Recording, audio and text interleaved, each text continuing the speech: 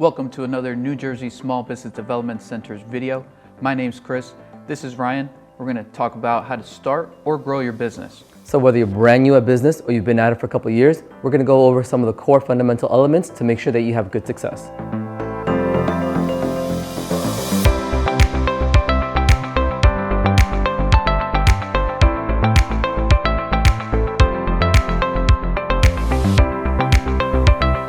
In this video, we're going to be talking about marketing and sales. That happens to be the engine or the core of your business. With the best product or the best service that you guys can provide, people won't buy from you if they don't know you exist or if they forgot you exist. So for this one, we're going to hand it over to our marketing guru, Mr. Chris. Yeah. And Chris, so what goes into a marketing and sales side?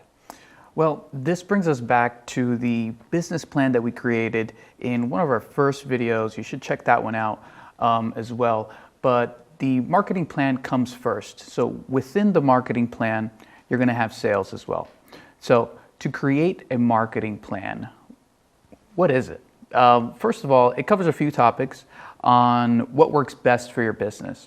So the first part that you want to start with, which you did a little bit of it in the business plan, is your target market. So how are you going to define that?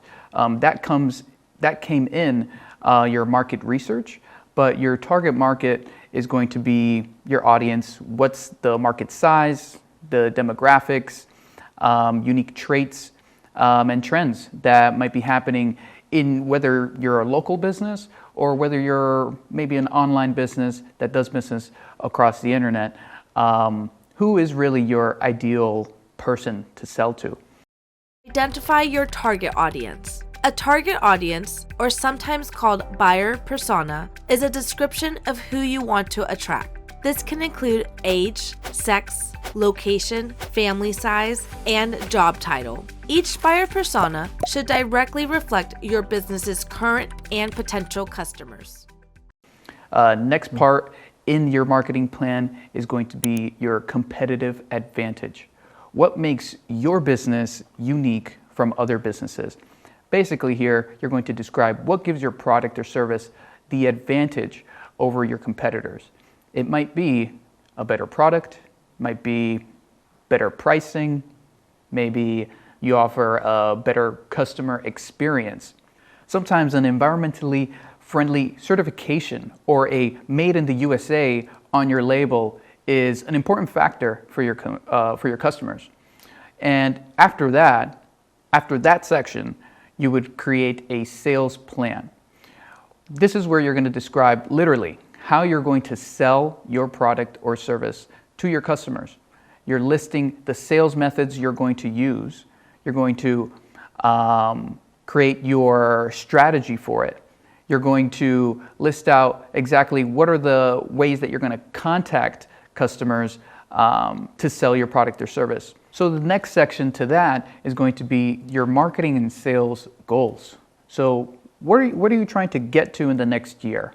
What are some common marketing and sales goals to increase maybe email subscribers, how many actual sales you're going to create, how many maybe even social media followers. So that's sort of what goes into the marketing and sales goals section. And after that, this is where it gets kind of fun. So you'll create your marketing action plan. So these are literally the tactics, the actual things you're going to do to market or sell your business. So here you're going to describe, let's say it's social media. Where are you posting? How many times a week? How many emails are you going to blast on a weekly basis?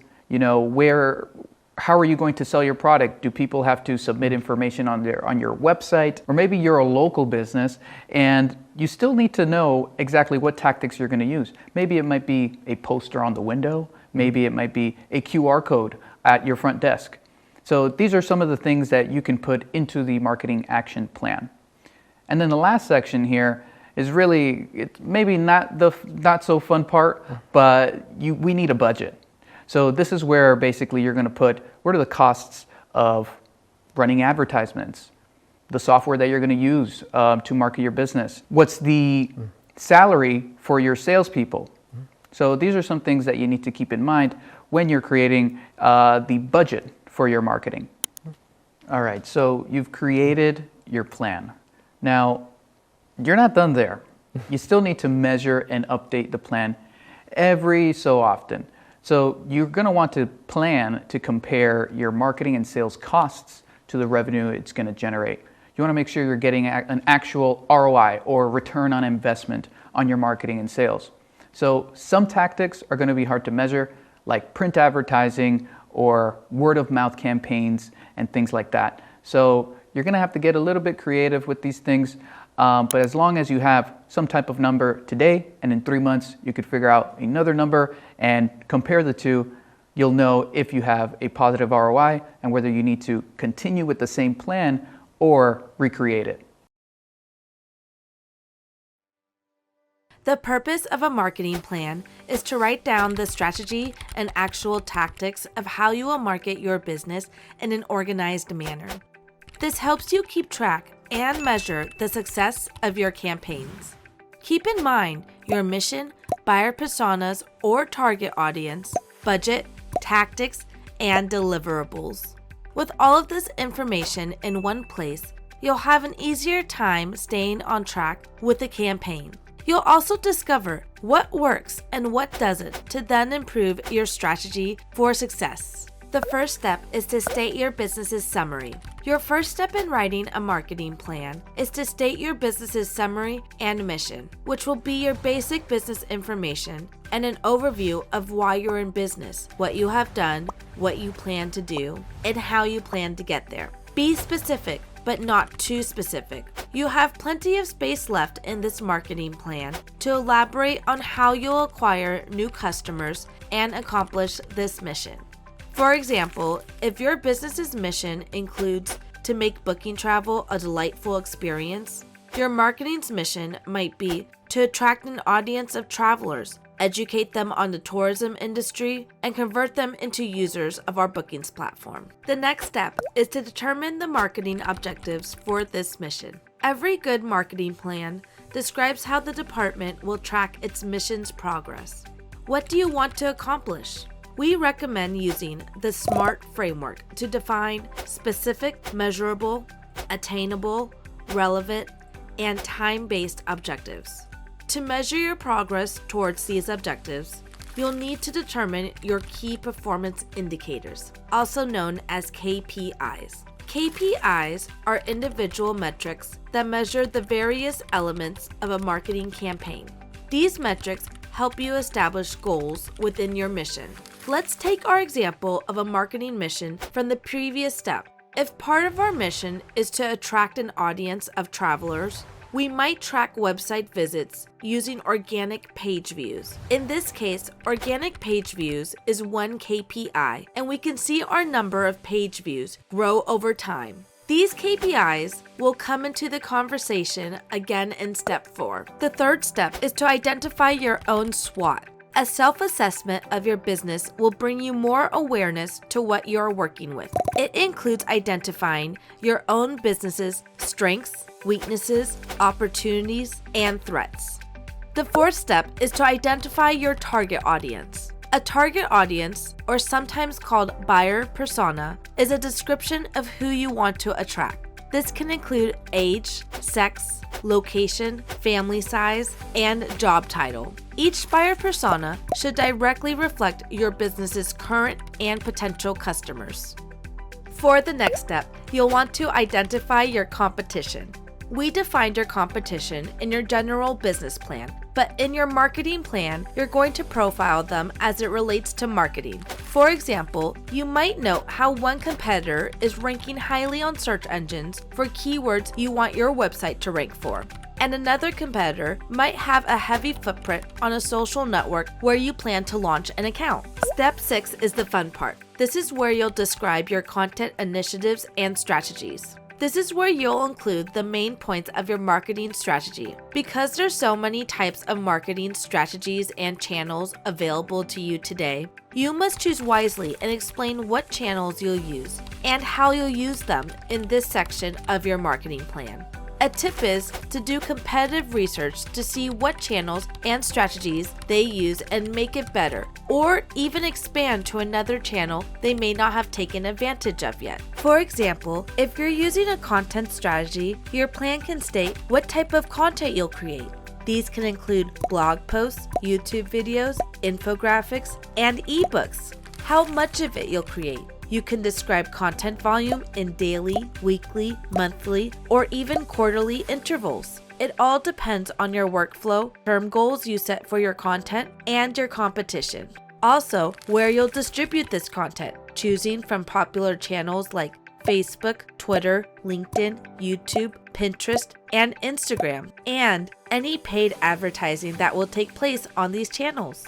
The seventh step is to define your marketing budget. Your marketing strategy might leverage many free channels and platforms, but there are several hidden expenses a marketing team needs to account for. In general, your marketing expense should be about 10%, give or take, of revenue depending on company size, stage of growth, etc. Whether it's freelance or contractor fees, paid advertising, sponsorships, or a new full-time marketing hire, use these costs to develop a marketing budget and outline each expense in this section of your marketing plan. The last step is to outline your plan's contributors and their responsibilities. With your marketing plan complete, it's time to explain who's doing what. You don't have to delve too deeply into the daily tasks, but it should be known who is in charge of specific content types, channels, KPIs, and more.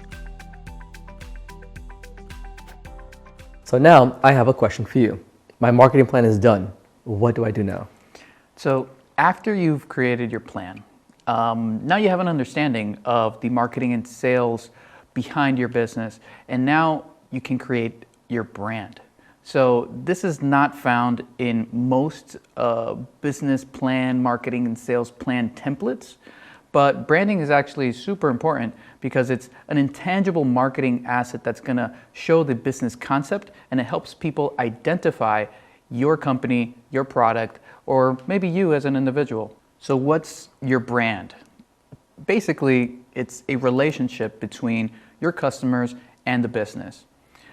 I want to give you a sort of a visualization or maybe a little experiment here. Look at this logo here. What do you think about? What do you feel when you see that logo?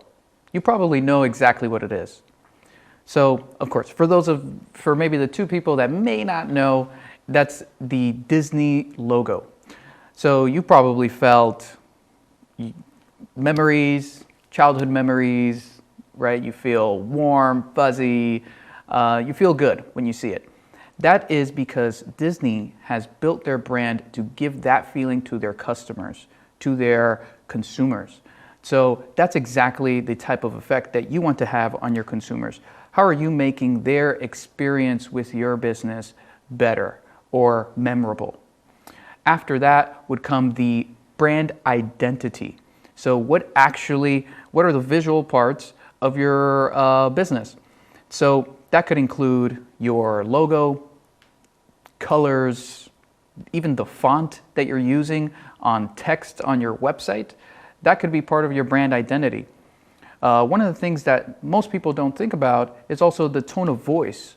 So if you take, for example, a law office, they aren't going to talk exactly the same online on a website or at their business like someone who may own a daycare. So why is this? They have different target audiences, which we've talked about before. And they also might not have the same personality for their business. So if you want to think about branding in a different way that might help it connect a little better, think about branding as the personality of your business.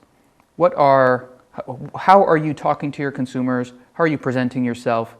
And I think that will make an easier way for you to come up with that for your business. So after you've created the branding for your business, and now you have the plan that will back everything up for your business's marketing and sales, now how do you create the system behind it all? So there are 4 parts of any marketing and sales system. First comes awareness. How are you going to make yourself aware to your customers. How are you going to push your business out there so that they can see you? 2 is interest.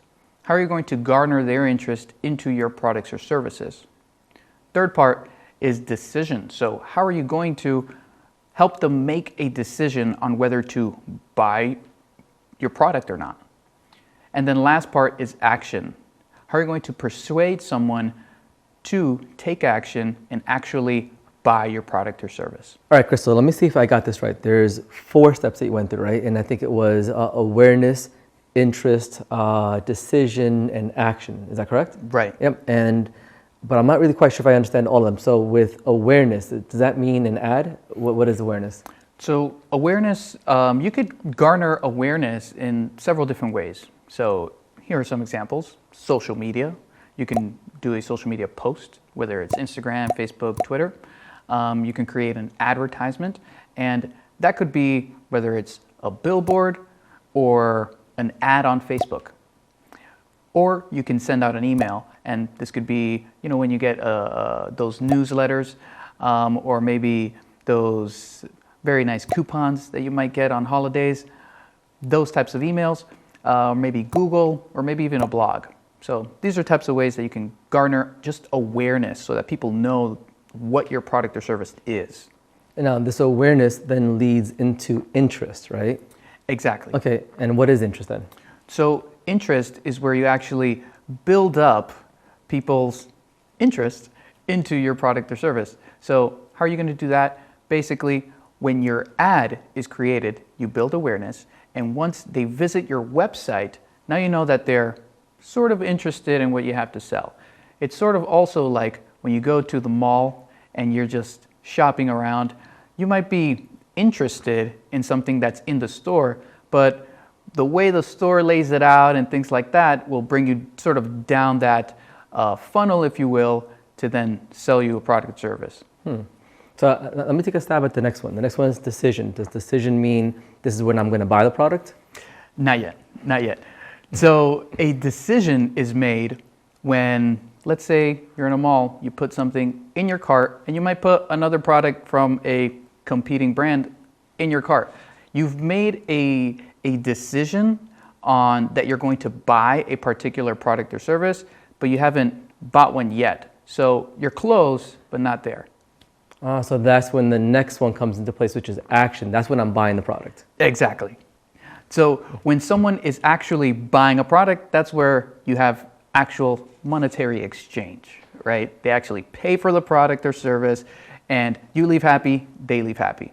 And all of this, I guess you can look at almost as the entire customer journey from the moment they become aware of what you sell to now actually becoming a customer and buying your product or service, correct? Exactly. Okay. So you want to think of this entire process as a funnel. They start from the top, you slowly start to build up their interest in your product, they're almost there, they almost made a decision, and then they finally buy. So this funnel that you spoke about and the tactics that we just reviewed, that was for a product, right? If I were to sell products. Does that also apply if I would sell a service? So some of the things that are part of that funnel can be applied to whether it's a product or service. But some tactics that you can use, we'll bring it down the funnel again, for service-based businesses. So we start off with awareness. Now, with awareness, you have some things that are similar where you can use a social media post. But here's where it gets a little different. Say you're a real estate agent. Most of your business probably comes from referrals. Those are probably the best leads. So you could also do cold calls for your service, or you could do cold email. So some of them are very interchangeable, but these are just popular tactics that are more on the service-based business side. Now, after that, again, you have to build up interest into your products. So this is where maybe you want people to book a free consultation with you. And on that consultation, you're going to talk about your product or service, see if it's a good fit for your future client. And once there's actually some interest there, they may decide on that call or maybe not. You might need to follow up. So after that, again, you're going to help them make that decision, which is where the follow-up happens, right? There's a basic rule out there that they say it takes 7 touch points to make a sale. So this is exactly that, whether it's a social media post as a touch point, or whether it's a follow-up call or a follow-up email, maybe even text. These are all ways where you're going to help someone make the decision to buy into your service. Then after that, obviously after they've made the decision that they like your service, they want to start, is where they take action and they sign up. And that's basically the funnel for a service-based business. So I have another question. Running a business, time and money, are valuable resources. If I'm dedicating money to my marketing efforts, my sales efforts, how do I know if it's working? Is there anything that I can follow to see if it's effective? So there are a few things that you can do on wherever you're marketing or selling your business. There are certain metrics that you should be following, whether it's how many impressions your social media page might get, or how many sales calls your team is on a daily basis. These are things you want to track. On a monthly basis, you review the data, and once you have that data, then you know whether you're improving on a month-to-month basis, or you might need to tweak some of that system or campaigns so that you can grow your business. So we've created the marketing and sales plan. We know the branding behind our business. You've created the systems, and now you know how to track everything, so you know it's a success. But things change in the world probably every few seconds. So best practice is to review your entire marketing and sales department every quarter.